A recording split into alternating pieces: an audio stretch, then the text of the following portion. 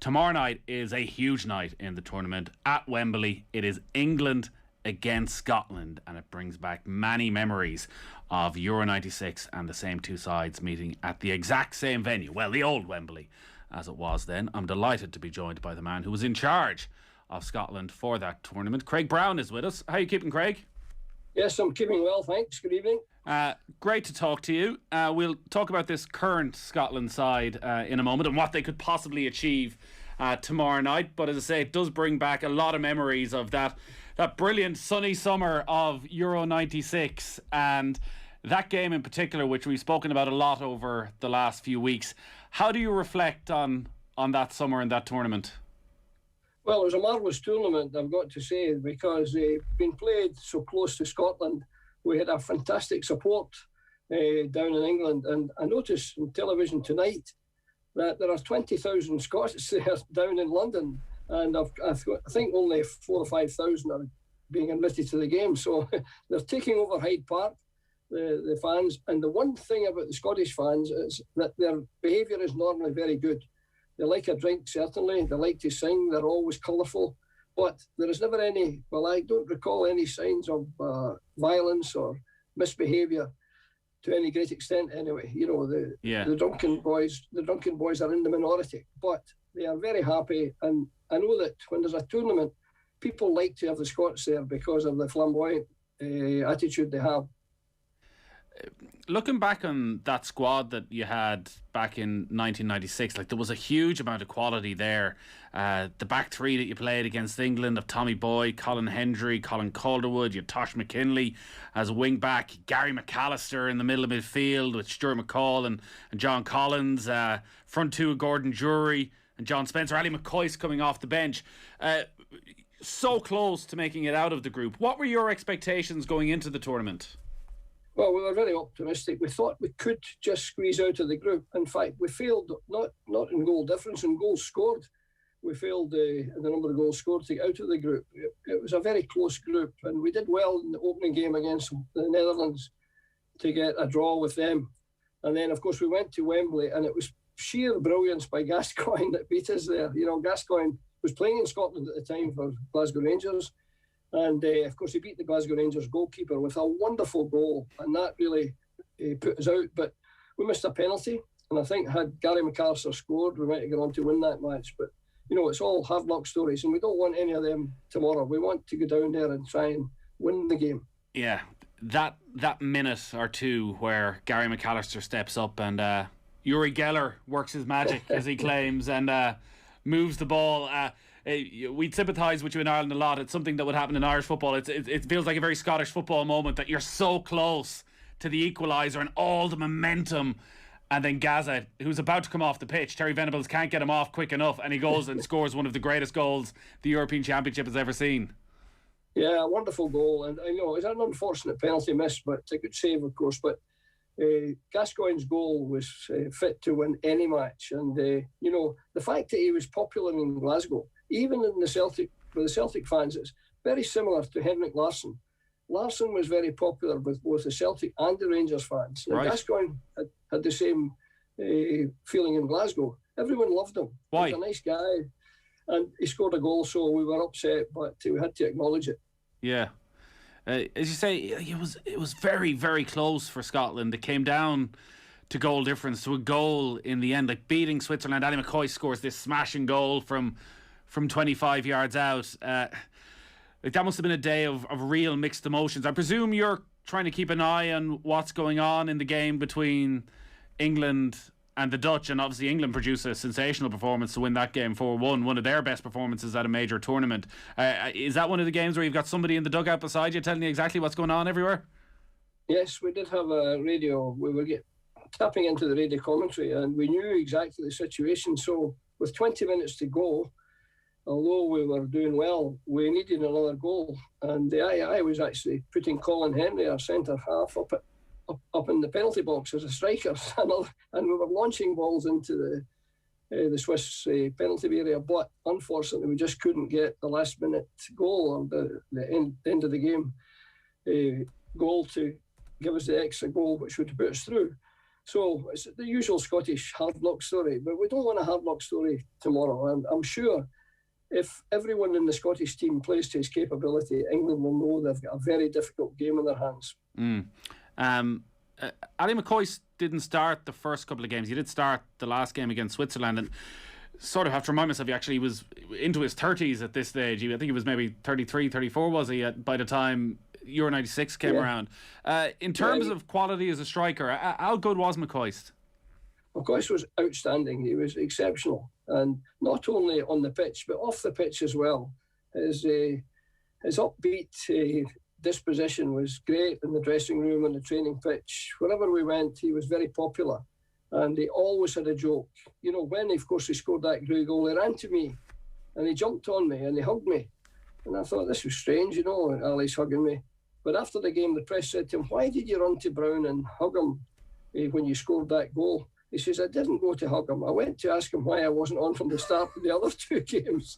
You know, now he was just doing it in a very jocular manner. Anyone else saying that, you might take offence, but not Ali McCoist, because he's such a genuine guy and a lovable character. So it's just a pity he's not playing at Wembley tomorrow.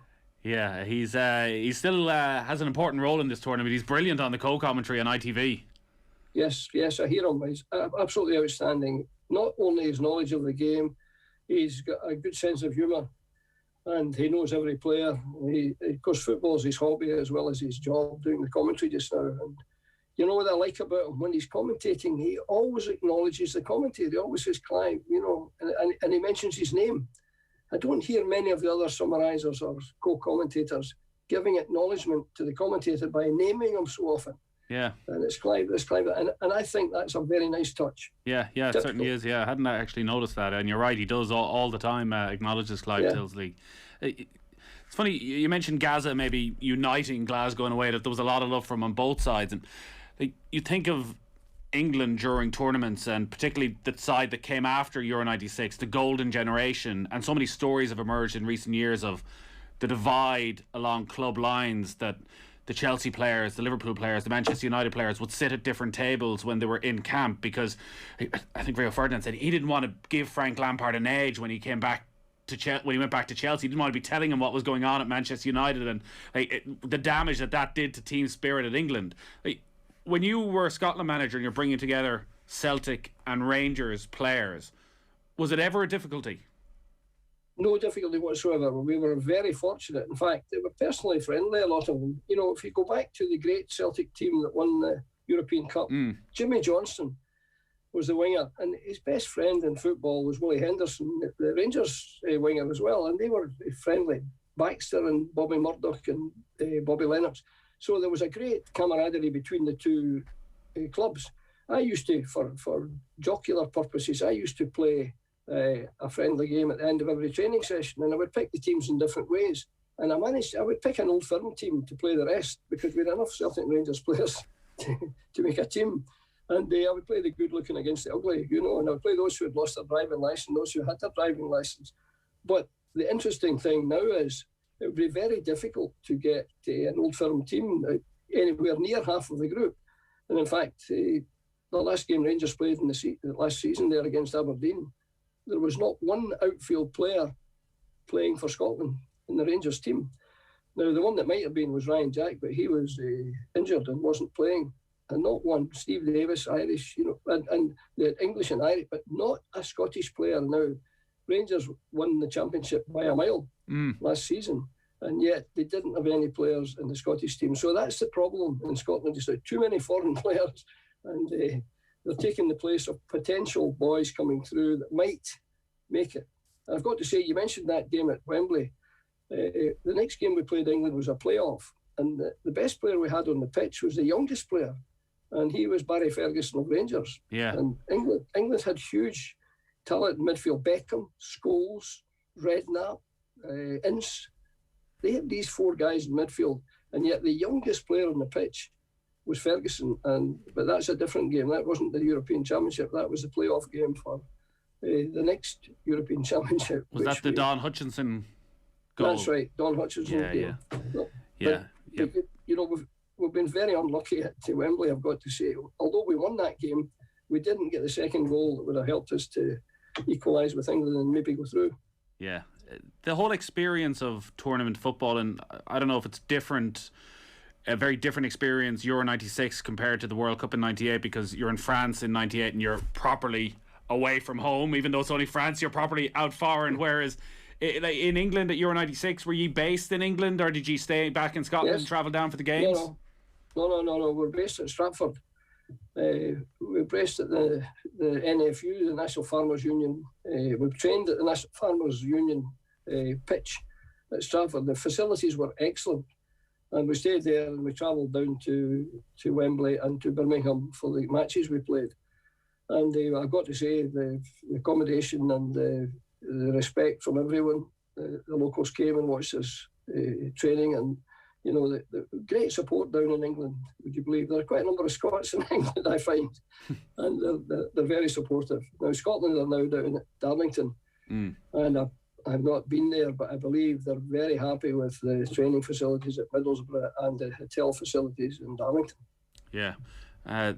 Steve Clarke, there's lots of questions been raised about team selection and how many changes he should make after the defeat, and I'm sure you went through similar questions yourself. The squad dynamic, maybe it's different now because there's 26 even. There's another 3 players you have to include.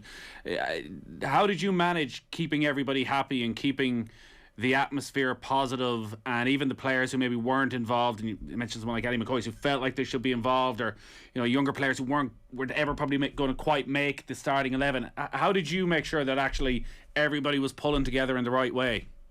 Well, yeah, that's a very good point. I would say that's the major issue, when you've got a big squad. And you've made a very, very valid point, which people forget. And that is, he's got more players not playing. He's got more on the bench than he has on the pitch, the manager, Steve Clarke. And every manager's the same. Now, that is a management problem. And I used a phrase to the players, and I don't want to hear any of you or see any of you being sulking substitutes. I said, if you're a sulking substitute, you can stay in the hotel and don't bother coming. You've got to be a supporter on that bench. And, if I look at all the teams playing in the tournament, and throughout the years I've been involved with the international teams, the most enthusiastic substitute bench was always the Italian bench. And if you look at the Italian team, I think the team spirit in the Italian group over the years has always impressed me. Right. And I would say to our guys, now look at this. I saw, for example, in the Italian game when young Totti replaced Del Piero, and it was a big story in Italy, and it was an opening game in Holland, Belgium, European Championship. And the headline was Totti replaces Del Piero. I was at the game working for the media, and I watched, and whenever Totti scored early in the game, and the first man jumping out of the bench for Italy was Del Piero. And at half-time, Del Piero ran and put his arms around him and congratulated him. Now you've got to have a camp like that. It's hard to have it because the guys don't like not starting the game. But Steve Clarke's got a very, very good manner. They respect him. He's got a very good staff. And I think he chooses his players carefully. So I would suspect that the Scottish camp will be a harmonious one. You hear stories about others, and you made a reference to one there. The other one I hear, Croatia, you hear it. Maybe it's not true, but they used to be together, but they're not together. There's a bit of dissension in the group. Yeah. And over the years, we used to try and play on that with the Dutch team. Now, it was maybe false, but that was the impression that was given, that the Dutch were at loggerheads with each other, and it wasn't a happy group. Scotland, in my experience, and I've been very privileged, was always a happy group, and I do believe the same for the Irish, because that's the feedback that we get, that they're together, and it's part of the nature of the people, a bit of humour, a bit of happiness, and it goes a long way when you're sitting in that bench and you're jealous because there's guys on the pitch. Yeah, we had that one incident in Saipan, but aside from that, the team has generally got on very well together in Ireland as well, I think it's fair to say. It's funny you mentioned Barry Ferguson there, and like how brilliant he was at a young age, and the expectation that was around him. One of the big decisions that Steve Clarke faces tomorrow night is around Billy Gilmour, who is younger again than Barry Ferguson was. When you look at Gilmour, and he has played Premier League football, he's a slight little lad, but like technically as good a player as you would want, and it seems his ability to read a game and find himself in the right position, that in one way you really need to look away from his age and his experience and trust him, but it is England at Wembley. As a manager, how do you balance that up? Well, everyone asks me that, and I always go back and mention Ferguson, but there's quite a significant difference between the two. Ferguson was probably a year older at the time, but he had played 2 years in Rangers' first team. Now, young Billy Gilmour is a hugely talented player, but he's very lacking in experience compared with Ferguson at the same age. He's I don't know how many games he's played in the first team for Chelsea, and of course he was on the bench. He's got a Champions League medal, but from the bench. Now, he has not got the experience that Ferguson had, but he's got all the talent in the world, and that's a question for Steve Clarke. Now, he's got very good provision in midfield. If Billy Gilmour were a striker, I think it would be easier to pick him, because we've been looking to get a striker that will score, or maybe even a centre back. But I've got to say to you that in the opening game we were without our best player when we played the Czech Republic, and that's Tierney, who's been the Scotland best player prior to that match. And I mean, I was at 5 major tournaments with Scotland, and in 3 World Cups we lost our best player. I went on the staff with Sir Alex Ferguson to Mexico. Kenny Dalglish called off injured before we went. Then we went to Italy in the World Cup. Andy Rocks was the manager, I was the assistant, and Davy Cooper was our best player in Scotland that year. He called off injured. Then I had the team in France, and our best player at the time was Gary McAllister. He was injured. And then we were playing last week against Czech Republic, and we have to play without our best player, Tierney. So the opening game of the World Cup without your best player puts you in an uphill struggle right away. But Tierney, I hope, will be back to play against England, and his influence is very considerable playing for Scotland.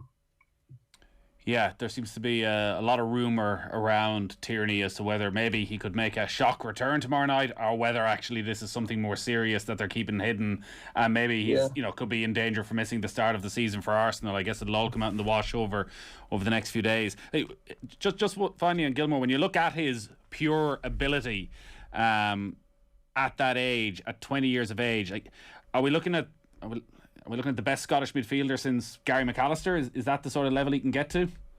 Yes, I would think so. Yeah, he's as good as you'll get. I think. And in spite of that, I think England have 2 great advantages in this game, and no one seems to mention it. The first advantage is they've got an extra day's rest.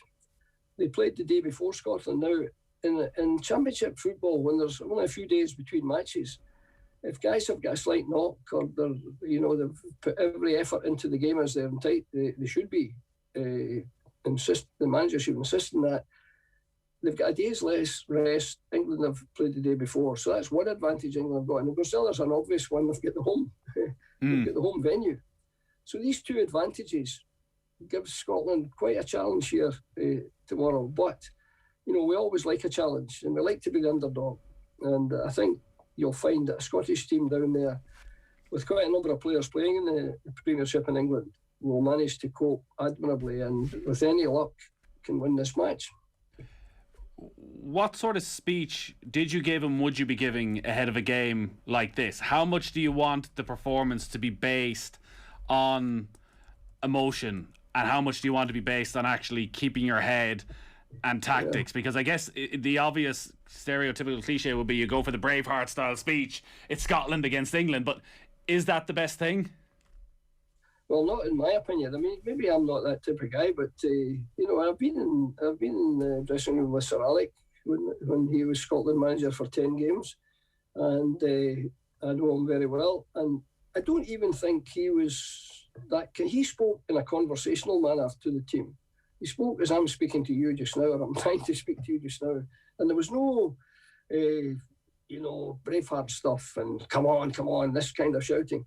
What I believe, and I think Sir Alex believes, and a lot of the managers, we believe in getting your players to concentrate and to focus and not to get too emotional. You mentioned the word emotion, and it's a good word, because if you get too much emotion into it, you lose the concentration, I think. So we wanted them to go out there and focus on the game and not get to... You've quite a while when you leave the dressing room before you get the game started, because, you've got the anthems and an exchange of things. So, you can be hyped up, but you're 10 minutes before the game starts. So I think you've got to get the players their mind on it. I always said to them, we've got a tartan army here. We've got thousands who have paid a fortune to come and support you. So you've got to come in here and not have any regrets about letting them down. They must not be let down. If you collapse in your seat there through exhaustion, you've done your job.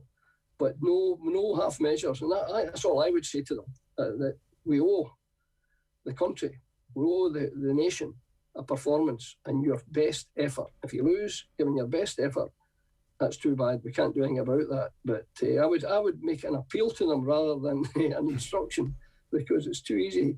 If you lose and you've been to you must win this game. Well, you can't say that, because you hope to win it, but you can't make it as dogmatic as you must.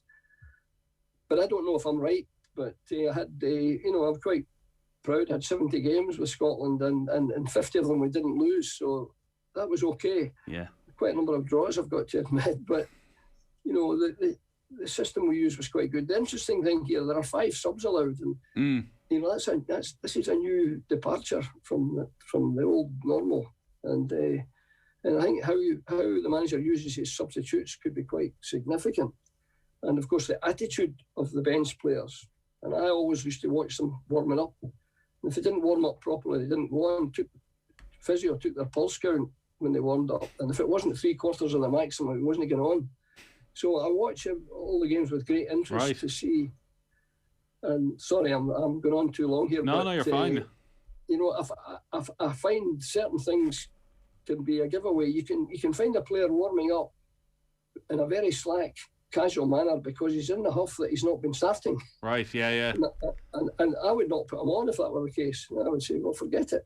You just sit down. We'll think again. Yeah. And they knew that, so they knew to do things properly, and we were very fortunate that, in my time, I think they did. All our football here on Off the Ball is with thanks to Paddy Power. Save Our Game. They're donating €10,000 to Irish football for every goal England score at the Euros. For information on responsible gambling, visit gamblingcare.ie. The Netherlands have just scored a second against Austria. Netherlands 2, Austria 0 midway through the second half. What a tournament. Yeah. Denzel Dumfries is happening.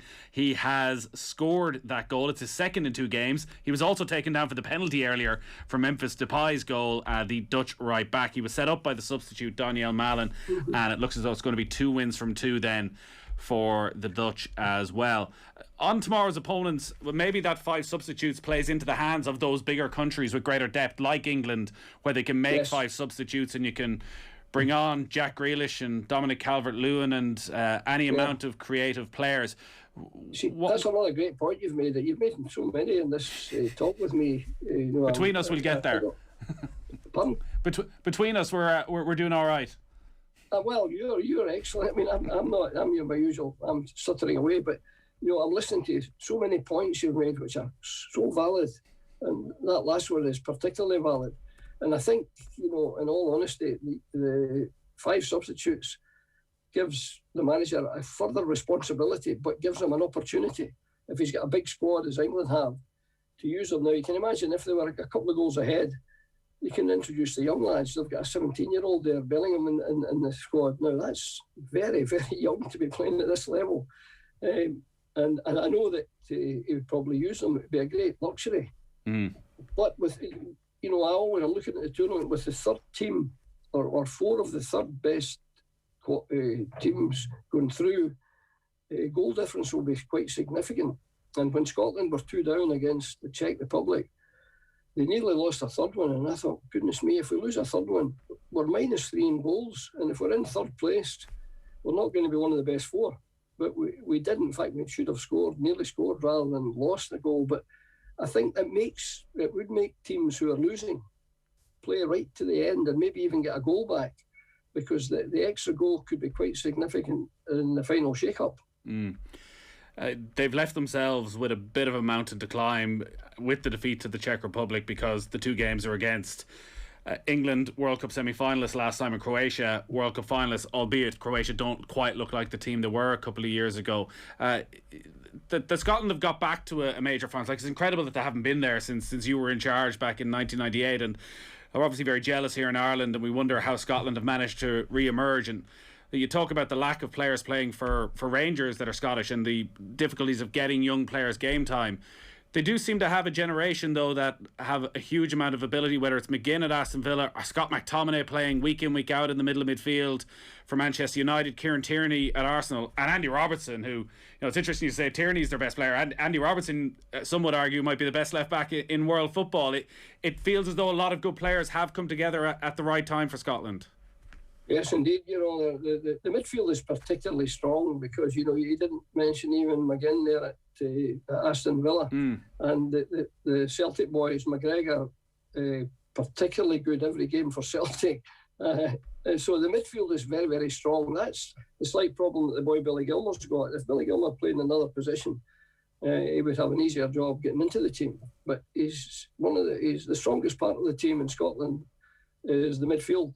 And they've got plenty of options in there. And, they've got Christie, they've got Armstrong, who's playing regularly in the Premier League in England. So, I was very lucky too. I had 3 players playing in the champion team of England now. And for years, we've been taking players for Scotland from the Championship and not the Premiership. But I had 3 from Blackburn Rovers who won the Championship. And that was Colin Henry and Billy McKinlay and Kevin Gallagher. And I had a Champions League winner playing for us too, Paul Lambert from Borussia Dortmund. And when Gary McCarthy was at Liverpool, I think they won 3 trophies in the 1 year. So, our guys were playing at a different level from the Scottish team in recent years. But now, and I'm delighted to say now, when you see the Scottish team and the clubs they're playing for, they're very respectable clubs and the top clubs. And you said to me, Robertson's the best player. I would agree with that. But in playing for the national team, the opinion in Scotland, the media opinion anyway, has been that Tierney has been the outstanding Scottish player. And down at Arsenal, I believe they're talking about him being the future captain down there. So, these 2 young lads are fantastic. and Big McTominay, he can play. And we're hoping, I don't know, I'm expecting the boy Adams. I've not seen Adams playing in the flesh for Southampton, but we think he came on and did very well at the end of the game against the Czech Republic. So we think that he could be playing up front. So we're not badly off for players, I've got to say. And I think I hope we'll prove that. Yeah, certainly showed as well against the Czech Republic that they can create chances, maybe a little bit too open at times. Give us your prediction then for tomorrow night, Craig. Well, I think down in Wembley, I think a draw would be accepted by most Scots, but I think we could sneak a victory. I was down there, we won 1-0. Remember Don Hutchison, and I think, I genuinely think that our team has got the potential to go down and win by the odd goal, 2-1 or 1-0. And I hope I'm not a foolish guy saying that, but I think I'm trying to be logical and not emotional, and so. Scotland to win by the odd goal, 2-1. All right, I think we'd all take that, Craig, it's fair to say. It's been a pleasure to talk to you, Craig. I'm glad you're keeping well and you're enjoying the football, and I hope you get the result tomorrow night as well. Thanks for joining us. Yes, thank you very much, and thank you. I'm not patronising you, but your knowledge is exceptional, so thank you very much. We'll put that for the promo later, Craig. Thanks a million, we'll talk to you soon. Okay, thanks. Good luck. Nicky Bandini's up next talking about Italy. Football on Off the Ball. With Paddy Power's Save Our Game. Donating at least 100,000 to Irish football via England goals this summer. Gamble responsibly. Gamblingcare.ie. News Talk Breakfast. NEFIT did the almost exact same thing with masks. They said we shouldn't use them because, 1, we would use them wrong because we're that stupid, and 2, if we did use them, there wasn't any evidence that it was going to be supported. We had to wait for the evidence. We're in a pandemic. Perfection is the enemy of the good, and speed is one of the key things in a pandemic. And by the time, by the way, we get the big randomised controlled trials that prove antigen testing one way or another or what have you, aviation will be gone in Ireland by that stage. News Talk Breakfast with Ciara Kelly and Shane Coleman. In association with AIR. Weekday mornings at 7 on News Talk. You wouldn't buy a car without knowing its history. So why would you buy a story without knowing who's telling it? Come here and I tell you. It's not always easy to verify what you see, read or hear. But now there's help. Visit www.bemediasmart.ie. Stop, think, check. Be Media Smart. Brought to you by Media Literacy Ireland. Proudly supported by News Talk. Our grandfather founded Stafford's Funeral Homes in 1953. Generations later, the people we've met and the lives we've helped to celebrate continue to be our inspiration. That's why Stafford's now have some of the most comfortable facilities in Ireland and provide more choice and control for families. Inspired by our grandfather, Tom Stafford, we are proud to serve our community with the highest standards of funeral care. Stafford's. Trust our family to take care of yours. Having a flutter? Top tip, QuinBet.com. Ireland's newest online sportsbook and casino. For all your horse racing, football, casino and more, QuinBet has you covered. With live in-play markets on mobile, PC and app. QuinBet.com. Terms and conditions apply. Gamble responsibly. Visit gambleaware.ie. We'll wait for the bus, the train or the lights to turn green. We'll wait for the weekend and we'll wait for the rain to stop. But when it comes to pain, nobody wants to wait. That's why Nurofen Rapid Relief liquid capsules start working in just 7 minutes, with a formula that's absorbed faster than standard ibuprofen tablets. Choose Nurofen Rapid Relief liquid capsules and unleash the speed of liquid. Nurofen Rapid Relief maximum strength 400mg liquid capsules contain ibuprofen. For mild to moderate pain, always read the label. Enjoy great coffee at home with Nespresso Vertuo coffee machines at Harvey Norman. Nespresso Vertuo coffee machines start at just €99. And for a limited time only, claim 100 Nespresso coffee capsules plus coffee credit when you purchase any Nespresso Vertuo coffee machine from Harvey Norman. Shop our full range of Nespresso coffee machines online at harveynorman.ie. or safely in our spacious stores. Harvey Norman, your home appliance specialists. T's and C's apply. See in store or online for full details. Invisible Threads, a Go Loud original. As we celebrate the 6th anniversary of marriage equality, Invisible Threads meets older members of the LGBTQ community who reflect on their journeys and tell their stories. From shame and isolation to conversion therapy, from living with fear to coming out as an older person. Join me, James O'Hagan, for this powerful 8-part series, winner of the first Go Loud Podship. Subscribe to this podcast for free on the Go Loud app. Spoil your dad this Father's Day with great offers at your local SuperValue, like SuperValue Fresh Irish Lamb Leg, now save 33%. Choose from our huge range of fresh Irish barbecue meats, any 3 for €10. SuperValue ice cream cones 4-pack, $1.19 each. And Dada Wine 3-pack, €25. SuperValue, real food, real people. Enjoy alcohol responsibly. Football on Off the Ball. With Paddy Power's Save Our Game, a cane brace will bag 20k for Irish football. Gamble responsibly. Gamblingcare.ie.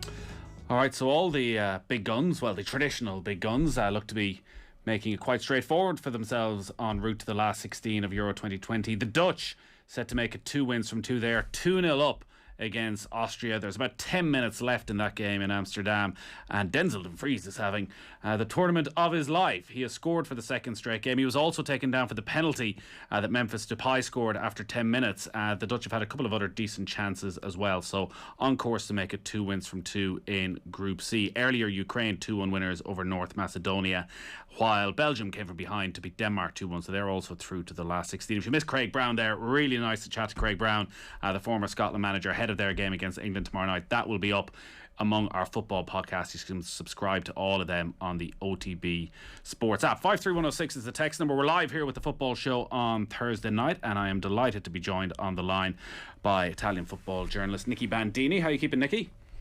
Doing well, how are you? I'm very well. Before we get on to the current Italy, we were just talking to Craig Brown there, and we were chatting about team spirit during a major tournament, and he was saying he always looked at Italian national teams when he was the Scotland manager for team spirit, that he felt that always the guys on the bench were the first off to celebrate when a goal was scored, that if there was a bit of a scrap starting, they'd be trying to get involved in that as well. Is that something that's always been there in Italian national football? And I guess then leading on to Roberto Mancini and his difficulties as a player, does it maybe explain why his international career didn't go as well as he would have liked? I don't know if it's always been there. I think the same as any national team, there are groups that come together very strongly and some that don't. I think if you want to look back in the sort of recent history of Italian football at teams that haven't done so well, for instance, the team in 2014 that went to the World Cup and didn't get through the group stage, there was a lot of talk that year about frictions between certain players, perhaps some older members of the group who were unhappy because Mario Balotelli was bringing his girlfriend in and was doing all sorts of high-profile stuff with her when they felt like he should have been concentrating on being with the groups. There have been times when it hasn't been like that. But definitely, I would say it's a theme of the current group. And I think perhaps it's one of those sort of understated elements that lots of people have talked about the fact that, England get to play some games at Wembley, Italy get to play some games at the Stadio Olimpico in Rome, and what advantage do they get from playing at home? And I think not enough people have talked about maybe the fact of just staying in familiar bases. Italy have their setup at Coverciano, which is also where the national managers school is. And there's definitely a sense in this group that the players are having fun together in that space. There was a detail that I only actually heard about a couple of days ago, which is that at Coverciano, there are individual rooms. So every player, if they want to, can just have their own space and can choose to. But some players have chosen not to. Some players have said, no, we want to room together with so-and-so because these are friendships that we have. And normally when we go touring, we get to room together. And they want that feeling of bonding and closeness. And I think that's one of the things that's definitely come out with this Italy group is that sense of closeness.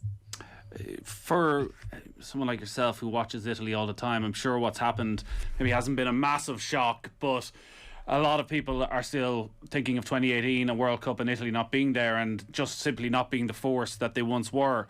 When Roberto Mancini got the job, what was the reaction in Italy? Because I guess you look at his career as a player and he did so much and achieved so much and was such a talent. But then, as I mentioned, his international career, the rows with Arrigo Sacchi, the competitiveness for the forward spots at that time, it never quite happened. Was there a welcome for Roberto Mancini? Yeah, I would say that Mancini was a reasonably popular choice. But honestly, in 2018, I think there was an overwhelming sense of apathy about the national team. I think people were so disenchanted with what had happened under Ventura, the fact of missing out on the World Cup, the fact that Mancini came into this job for a country that didn't even have that summer that everyone else had just had, that opportunity to go and do that. It was a really odd moment. It was a very understated moment. So I think Mancini, and perhaps this was to his advantage, when he took that job, it was almost, of course, in reality, people were still watching the games, but it felt like a country was barely even paying attention to what was happening with the national team. The stats don't lie about what he has done then. Like 80 goals in what is now a 29-match unbeaten run, 10 victories in a row without conceding a goal. It is a quite remarkable transformation that they have gone through. And with a brilliantly exciting attacking style of football and energy and enthusiasm and a real likability as well. They're just a lovely team to watch, and the quality of Locatelli's first goal. Did it click quite quickly when Mancini came in as to what he wanted to do? I think it's been a process. It's been gradual. I mean, yes, if you want to look at the numbers, then you can say it happened quite quickly, because the last time that Italy lost was in November of 2018, which was his first year in the job. So yes, it happened pretty fast. But I wouldn't say that the first game after that last defeat against Portugal was already playing this football they're playing now. It's definitely been a coming together of, first of all, a group of players, and there's a lot of players in this squad who played together in youth football all the way back to under 21s, under 18s, even under 15s. So some of that is them maturing together and coming together into this team, but some of it is definitely, it's taken time to find the harmony and the fluidity that they've got today.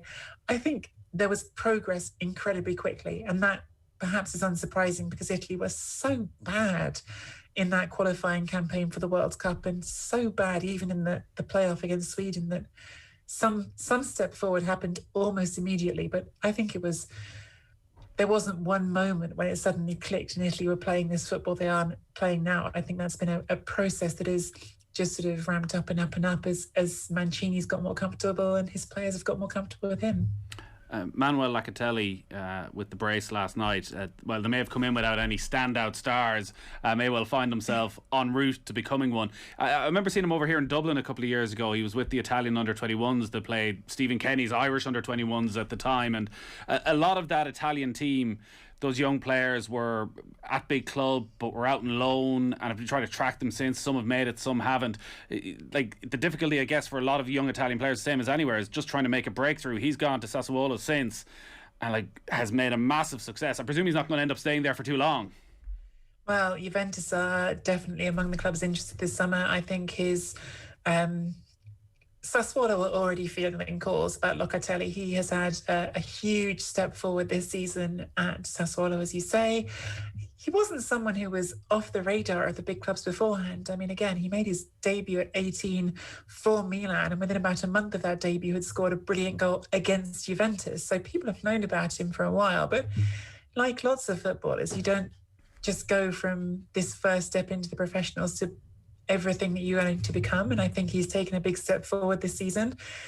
Yes, clubs were already knocking on Sassuolo's door and making inquiries, but I think, unfortunately for all those clubs who are hoping to buy him, those 2 goals against Switzerland have already probably added a good little chunk onto his value. So we'll see where that ends up, because if he continues on in this vein, and this is fascinating, by the way, because I said this many times before Italy's opening game against Turkey. Italy were not worried when Verratti got injured and you had to bring in Locatelli, because they'd already used Locatelli a lot recently. He played in World Cup qualifiers in the spring. He's played well. But still, Verratti was definitely viewed as the starter. Now, I don't even know how certain it is that Verratti will take that job back if Locatelli is playing this well. Right. What sort of personality then is Verratti, if we're talking about harmony of squad, if he's coming in and, you know, is the main man in midfield before tournament, picks up an injury and can't get back in? Is he the type of personality you'll take that in his stride and fight for his spot, or is that potential issue for Mancini? I've never seen him in a situation like this. Verratti certainly has a reputation as a hothead, but I think he's someone who, first of all, I think the whole team is very united, and I think that sort of crack, I wouldn't necessarily expect to see something come out too quickly, because I think they do genuinely, as I said before, get on very well together. And Mancini has said repeatedly in his press conferences, we don't have starters here, we don't have titolari, we have a team and everyone is involved in it. It's just a shame we can only put 11 on the pitch. So certainly he will hope that culture is embedded enough for it not to become an issue. I think there will be time for Verratti on the pitch either way, but honestly, I can't say for certain how he'll react, because we haven't been in this position with him before. And one thing is true about Verratti, which is he has been injured, unfortunately, with particularly bad timing a lot when his big opportunities for Italy were coming up. So I can see that being a frustration for him, but whether or not he'll make a fuss about it, I could only guess at that, really. Ciro Immobile scored in both games so far. He's had a lot of opportunities within those games as well. He came into the tournament with question marks around him. Those goals, do they assure him of his spot now? Do you think he can relax and say, yes, I am the main man for the rest of this tournament? Oh, he's definitely the number 9 for Mancini now. I think that place is something he's won relatively recently. In the last year, I think there's been a sort of slow shift from Mancini towards him being ahead of Belotti in a pecking order. But again, given Mancini's rhetoric, given the things he's said so repeatedly about the fact we don't have starters in this squad, I would be quite surprised if we don't see at least some rotation going into this Wales game, given that Italy are through the group anyway.